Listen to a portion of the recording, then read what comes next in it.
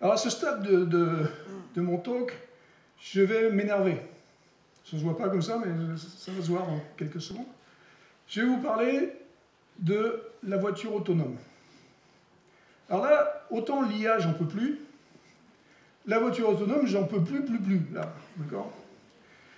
Donc là, on nous raconte, depuis, allez, on va dire 3-4 ans, que la voiture autonome va être partout, va conduire, allez, dans 5 ans, il va y avoir des voitures autonomes. Ça, c'est ce qu'on nous disait au CES à Las Vegas en 2018. CES 2019, allez, dans 10 ans. Dans 10 ans, les voitures vont être autonomes, ça va être super. Alors mettons-nous d'accord sur le thème voiture autonome. Hein. Il y a plusieurs niveaux d'autonomie dans la voiture. Aujourd'hui, Tesla, par exemple, fait des voitures autonomes déjà, hein, qui sont autonomes, on va dire, au niveau 3, en gros. C'est-à-dire que bon, elle peut faire des choses, cette voiture, qui sont tout à fait agréables pour le conducteur, parce qu'il n'a plus à s'occuper trop de freiner sur l'autoroute et des choses comme ça. Niveau 4, ça va arriver bientôt, je pense. Donc ça sera super. Ce dont je vous parle ici, c'est le niveau 5 d'autonomie. Le niveau 5 d'autonomie, c'est l'autonomie ultime.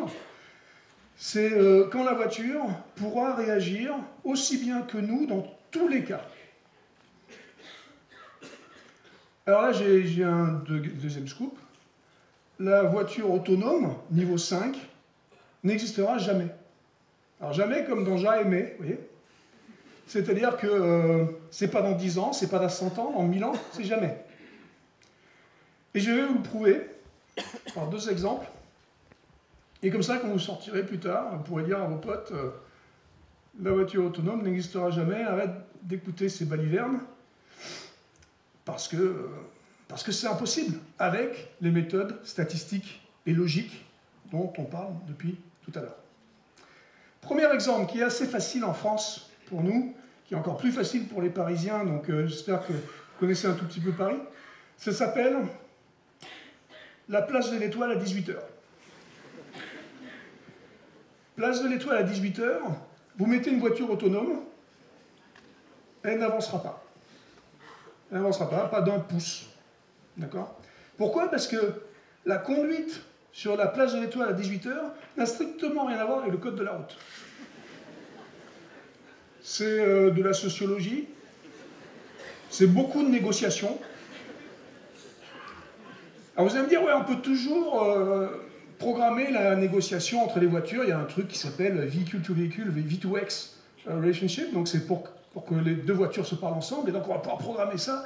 Alors je lui dis, ouais, ok, bonne chance pour programmer la sociologie par contre, mais allons-y, programmons la voiture qui va pouvoir traverser la place de l'Étoile, et en une demi-heure, elle va la traverser, on va être super content, c'est génial. Alors ça va nous prendre 3, 4 ans, 5 ans, 10 ans de programmation, hein, parce que comme j'ai dit, c'est quand même pas tout à fait facile, mais ce qui va être en plus rigolo dans ce cas-là, c'est quand vous allez prendre cette même voiture que vous avez passé 5 ans à programmer pour traverser la place de l'Étoile, et vous l'amenez à Bangalore. Alors je ne sais pas si vous avez eu l'occasion de conduire ou d'aller à Bangalore, mais si la place de l'Étoile c'est compliqué, Bangalore c'est champion du monde. Vous voyez, c'est un autre niveau. Donc là, votre voiture, vous allez devoir la reprogrammer encore spécifiquement pour Bangalore, et etc., pour chacun des endroits un peu spéciaux de la planète. Ce que je suis en train de dire, c'est que nous, humains, quand il y a quelque chose qui n'est pas connu, qui n'est pas attendu, on va s'adapter.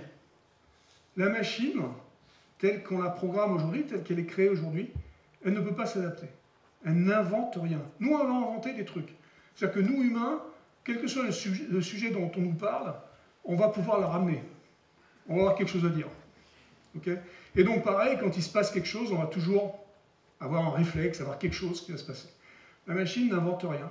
La machine ne fait rien d'autre que ce qu'on lui a dit de faire, soit par les règles, la logique, soit par les données qu'elle a déjà vues. Et justement, en parlant de ça, je vais vous donner le deuxième exemple qui est très intéressant. Il y a une compagnie qui s'appelle Waymo. Waymo, c'est la compagnie de Google qui fait de l'autonomous driving, de la voiture autonome, depuis 10 ans. En 10 ans, ils ont conduit, avec ces voitures autonomes, aux États-Unis, 11 millions de miles. 11 millions de miles, c'est beaucoup de miles. Hein.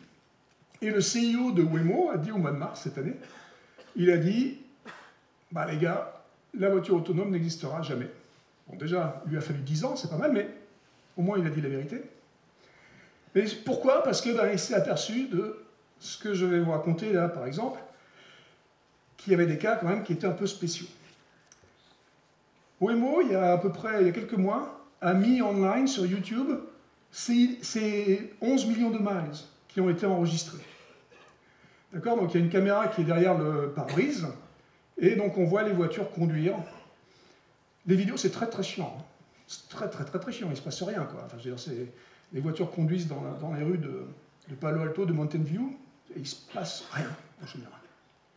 Mais bon, c'est enregistré, vous pouvez aller sur YouTube, regarder le machin, et c'est aussi très très fatigant, mais bon, moi j'adore ça, je vais regarder les vidéos, mon fils me dit, il faut que tu arrêtes.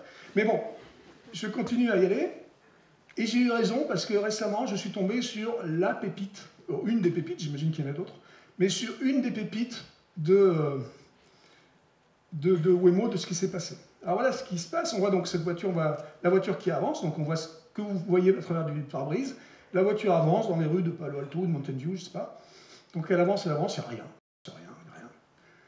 Et d'un coup, au milieu de rien, la voiture s'arrête. Au bout de 2 secondes, elle avance d'1 mètre ou 2, et elle s'arrête. 2 autres secondes se passent, elle avance, elle s'arrête. Puis elle fait ça 2-3 fois, et là on sent, enfin on comprend qu'il y a un opérateur, il y a toujours un gars qui est là quand même pour reprendre le volant, et on sent que le gars reprend le volant, parce que derrière il devait commencer à klaxonner, à dire qu'est-ce qui se passe. Et là on se dit, mais ça n'a aucun sens. Donc regardons un peu mieux la vidéo, ce n'est pas des vidéos d'excessivement bonne qualité, mais donc quand on regarde bien la vidéo, on voit qu'il y a sur le trottoir 2 gars qui marchent. Bon, 2 gars qui marchent, c'est quand même pas compliqué, mais on regarde encore un peu plus de plus près la vidéo, un peu plus attentivement, et on voit qu'un des 2 gars qui est en train de marcher sur le bord de la route, là sur le trottoir, sur son épaule, il a un panneau stop.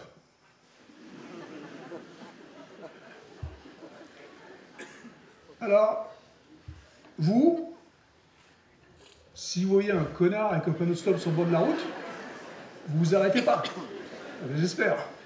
Sauf s'il a un gilet jaune et puis il a un truc et tout. Bon, ça c'est autre chose, mais non, je ne veux pas dire gilet jaune, je voulais dire les autres, ceux qui travaillent vraiment. Et donc, vous allez vous arrêter, quoi. Non, vous n'allez pas vous arrêter. La voiture, elle s'arrête parce qu'on lui a dit le code de la route, c'est ça. Et donc, elle a vu un panneau stop, elle s'arrête. Alors déjà, le programmeur qui aurait trouvé la règle, s'il y a un bouchon sur le bord de la route avec un panneau stop, alors tu t'arrêtes pas, lui, il faut l'augmenter.